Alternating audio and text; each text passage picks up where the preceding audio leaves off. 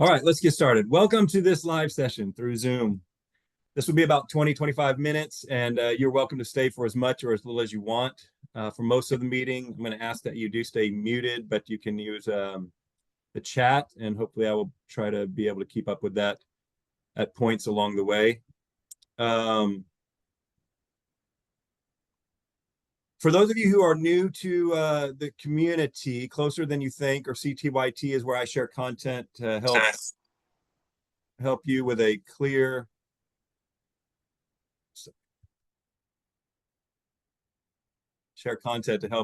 equip you with a clear and simple kit to live free in your faith. And what I mean by kit is KIT. That's knowledge, inspiration, and tools that I believe will help you embrace a healthy spirituality and relationships. I hope to help people recalibrate their understanding of what it means to follow Jesus in order to avoid some pitfalls of what I call bad Christianity, kind of a toxic religious version of that.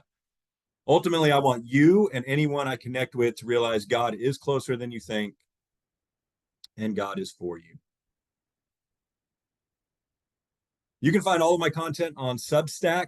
That includes podcast episodes, videos, articles. There's a course called Simplify the Path. It's followed up by another course called Magnify the Power, both under the heading of the Academy. I did publish a book in 2021 called You Don't Have to Do That, which you can find anywhere. But if you're more into listening to books, I'm not fancy enough to have it on Audible or anything like that.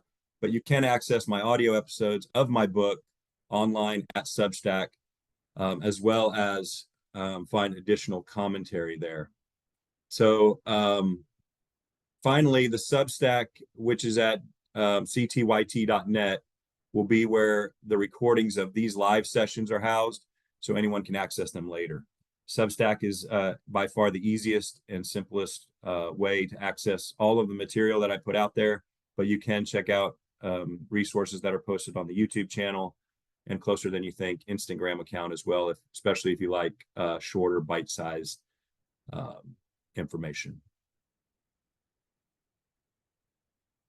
I believe the Christian faith is not best or fully captured in doctrinal statements or lists of beliefs, but it's better understood in action. So Christianity and following Jesus is not measured by our declarations of faith or what we say we believe, but by the love and fruit we show and how we live. I think this is one of the things Jesus made clear. I think there's a lot that we can debate and kind of find confusing, but this is one of the things I feel like he was crystal clear on repeatedly. I believe that everything essential about the Christian faith comes down to these practices. These are the routines and the patterns of healthy spiritual life and discipleship. As for this live virtual meeting, we will follow an outline that corresponds with what I hold up as the 4 core practices of the Christian faith: pray, go, baptize, and teach. And the purpose of including all 4 core practices is to model how you could do so in a gathering of your own. However, we will go through them in a different order. We will start with the teach, which is the bulk of our time together. This is a mini lesson where I or another guest will teach on a topic. So that's what we're going to jump into next. We're going to start with that, and we're going to get started with our topic. If you have a piece of paper or something to write with handy, that could be helpful. So you can draw a diagram and jot down a few notes. If you want to just screenshot certain parts of the presentation, that's fine. And again, remember, this will be recorded, so you can find it again later. All right, here we go. Today's lesson is called Going Through the BS to Get to God. Going through the BS to get to God. BS does stand for Bible study, but it also is indicative of some of the crap that we have to get through sometime to understand some things a little bit better. Realizing the difference between Bible study and theology could help us and our children from drawing some bad conclusions. It could also reduce the pressure that's put on a lot of people to understand the Bible and quote unquote follow God's word. And it can also alleviate much of the misguided guilt that so many Christians feel because they honestly don't like the Bible, because they either find it boring or scary or irrelevant or confusing. And they believe that they really just can't admit that in their church settings. So we're going to set up a little diagram like this, a Venn diagram, looking at two different ways of looking at this. And one of these is going to be knowing the Bible, and the other is knowing God. There is a difference, and I want to break this down. So we're going to start with the knowing the Bible side, or the biblical study side. And what we're trying to do when we're in this arena is we're looking backwards. We're trying to understand and make sense of the past. We're looking at what is described and understanding what it meant then, there and then. And the focus is really on discovering facts as we go through this process. So we're seeking information because we're trying to answer the question of what was going on, what did it mean, what happened, simply on that level. And we're relating to the words of the text, the written words as they are there. Now, the problem as I see it, is that much preaching tries to sidestep this component and get immediately to what God is, quote unquote, telling us to do. And there's a lot of preaching that goes, you should blank because the Bible says so. And that's what I'm talking about here. So just taking a step back and explicitly categorize what you are doing, to name it and label it. Hey, we're in the biblical studies part, the Bible study part of this, can be very helpful. Now, this side is also the work of scholars. This is where they operate. And there are many biblical scholars who are vocal, outspoken, devout, believing Christians. And there are many biblical scholars who are agnostic and atheist as well. So just being on this side doesn't mean you're necessarily going to express that faith. So what we have on the other side is the knowing God, or the theological side. And so what we're trying to do here when we're in this arena is we're looking forward. We're trying to make sense of our future, what's ahead for us, how we're going to navigate things in our life. This is where we're trying to figure out what are the prescribed parts of the faith. What does it mean now? And it's not just about discovering facts on a superficial academic level, but it's about receiving truth and recognizing there might be some revelation there. We're seeking transformation, so we're trying to answer the question, so what now? Make meaning of it, make purpose with it. And we're relating to the living word for those of us that believe that, have that faith that we can relate to Jesus and relate to God. That's what we're trying to do here. So we're really talking about two different objectives, two different things, and sometimes we need to separate those out. And the point and process of biblical studies and theology are different, and that is okay. And it's helpful to just come out and say it. It can even be helpful to stop and label what kind of work you're doing in a conversation. So, hey, right now we are in the biblical studies phase. Let's just try to understand the original context and purpose of what we are reading. Or you might say, we have read and studied these passages. So do we feel like there is something we should be taking away from them to apply with wisdom to our lives now? And if so, why and how? And then discuss that. Biblical studies includes understanding language, because we have to recognize everything we are reading is a translation, which means it is someone's, a human being's interpretation of what the original writers meant by something. There are ancient words and meanings, there's modern words and meanings, and that can be a wide gap to cross. It includes cultural aspects of how political and social systems work, who had what kind of status in society, what were the norms and protocols of their population at that time and place, all of these factors. It includes historical context. It includes authorship and how people were identified as writers or compilers or editors of the original text. And that is different than how we go through that process in our day and time. It includes a recognition that some of the Bible is poetry, some of it is narrative, some of it is satire, some of it's funny, some of it's serious, some of it is apocalyptic, which simply means there was a lot of symbolism and metaphor used to make points. In fact, taking every word of it literally is ironically a very quick way to not take it seriously. So there's a lot to it, and all of this is on that biblical studies side. Generally speaking, what we're hoping for with the biblical studies or the Bible study side of things is consensus to some level. You really want to find out what a substantial majority of scholars and historians agree on. considering some of these elements that we just went through. So the findings should be relatively similar for everyone as best as we can tell. So we got to do this work with a lot of humility and curiosity. The work of theology, the work of knowing God, on the other hand, is based on that consistent foundation that we have with the biblical studies that is available to everyone, but then it allows us to each take our own action based on our circumstances. So while the Bible study side of things is the same for everyone, the point of theology, the point of following God, can be differentiated to meet us where we are, to make make it individualized and personalized to where everybody is. And that might be a problem if it's crazy out of whack with the consensus of the biblical study side of things. All right, so I hope the question you're asking at this point is, well, how do I move from one to the other then?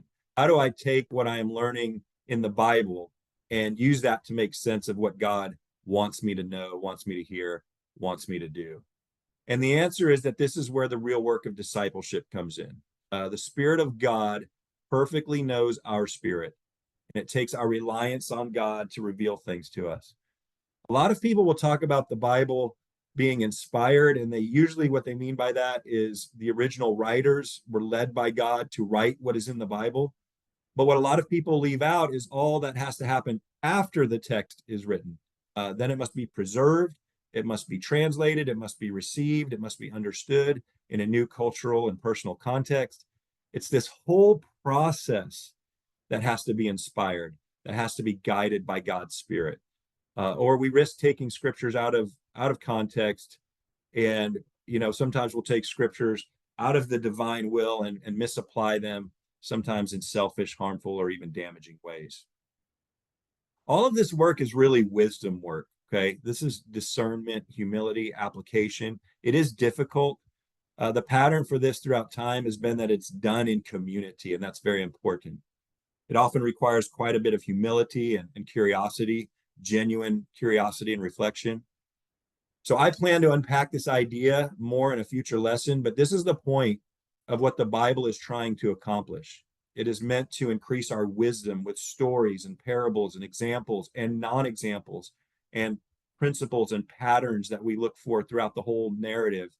It is not really designed, and this is important and maybe new way of thinking, it's not really designed to be a one-to-one correspondence where we directly apply the superficial parts of an account to our situation. It's not meant for us to look at something and go, well, Moses did it this way, so I must do it that way. Or King David expressed this emotion in a psalm, so God must want me to do that the same way. What you need here is time and space to ask questions, express frustrations, argue, debate, challenge, and really process the Bible. That's very necessary in all of this. All right, so that is the meat of what I wanted to share in the teach part of our time today. So it's nothing too fancy, nothing too hyper-religious, just the idea that it's okay to recognize and appreciate that we are shifting between two different tasks, knowing the Bible and knowing God, and that we don't need to pressure ourselves to do theology every time we open the Bible or hear a sermon. And certainly not with a single verse of scripture taken out of context. If you subscribe and join for the next lesson in a couple of weeks, I'm going to basically camp out on that left side, the biblical study side, and run through a very brief summary of what happened to form the Hebrew Bible, or what Christians call the Old Testament. And we're going to, I think, show many of you a new perspective on the very, very human process that created and compiled the writings that became scriptures. And I really want to emphasize the reason I'm starting with some basic components of what the Bible is, how we got it, how to approach it in these first few lessons, is because the Bible is so often misused and abused to proclaim things that it's just not meant to do. The Bible can be used as a weapon, but if we take a step back from it and view it in the historical and developmental context, we can avoid a lot of that bad Christianity and unhealthy religious ideas. All right. If you end up with anything that you want to ask about, you can throw that in the chat. We're going to move on. Like I said, there's 4 core practices. We're going to slide right into the next one here, and that is pray. So we're transitioning to pray, this core practice. And I define prayer, this is my definition, as learning to care about what God cares about. Okay.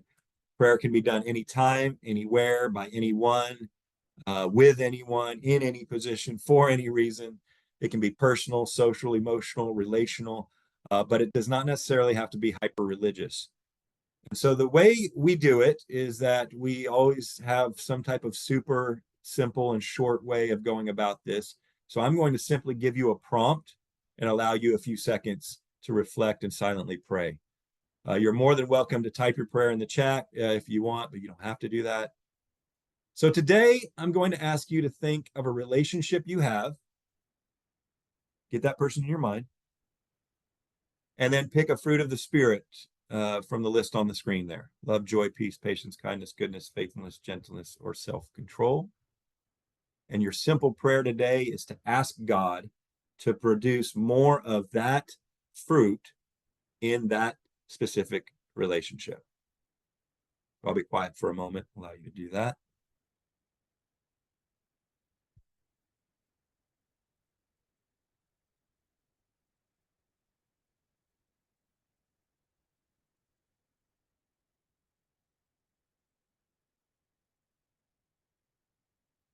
All right, thank you.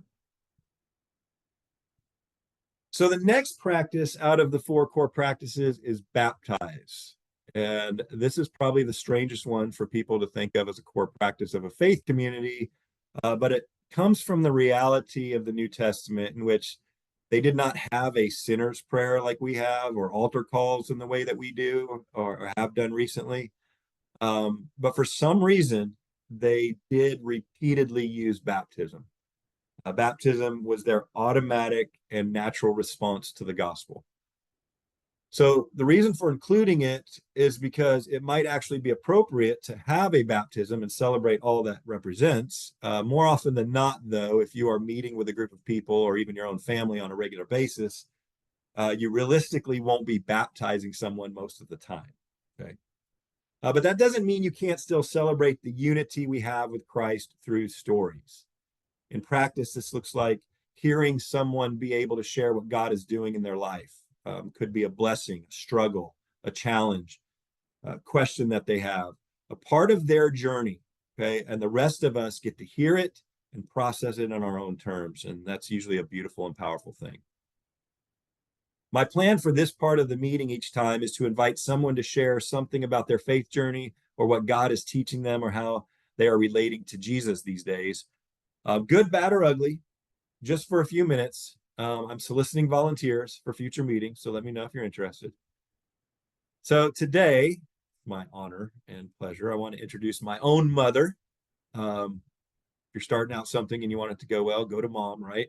I have asked her to take a few minutes to share about what's going on with her these days, especially related to a ministry that she's involved in.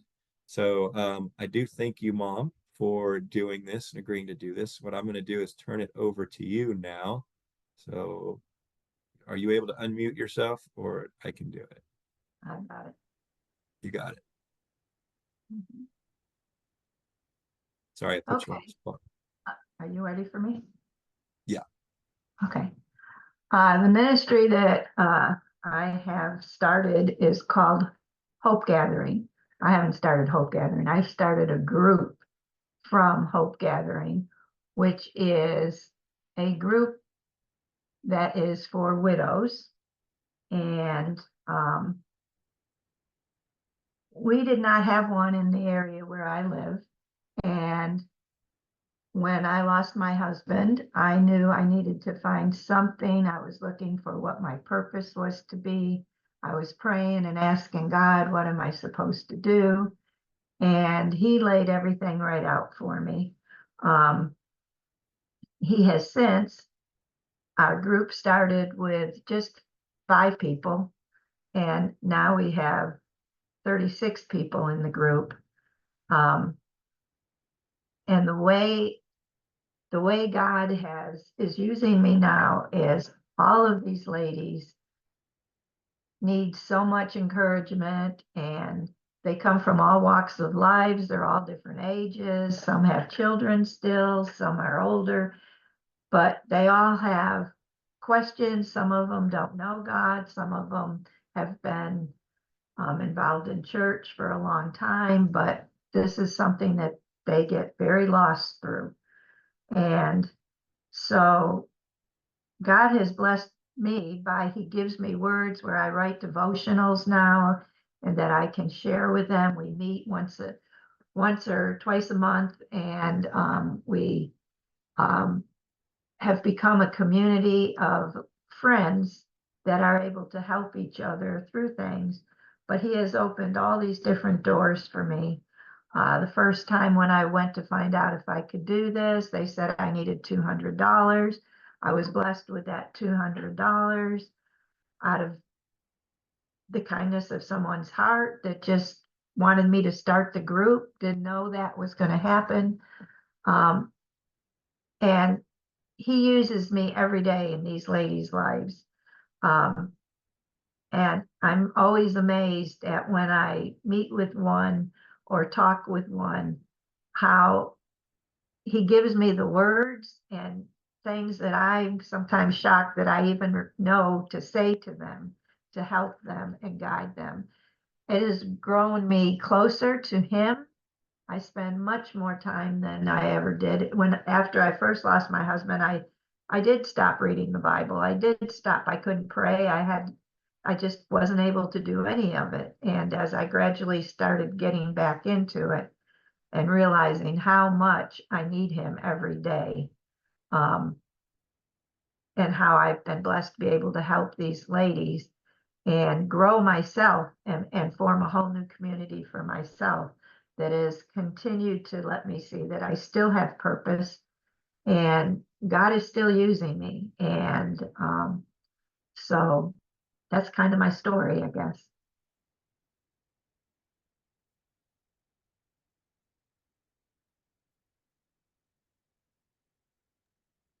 Thank you so much. Sorry, I couldn't unmute there. That is awesome. Thank you for sharing that. Yeah, everything you covered there was just beautiful and perfect. So thank you. Those were all the right words. And hopefully others can take something away from that. And if you have any reaction to that at all, or any comment, question, anything you want to say, you can put that in the chat for her to see as well. So I really appreciate that.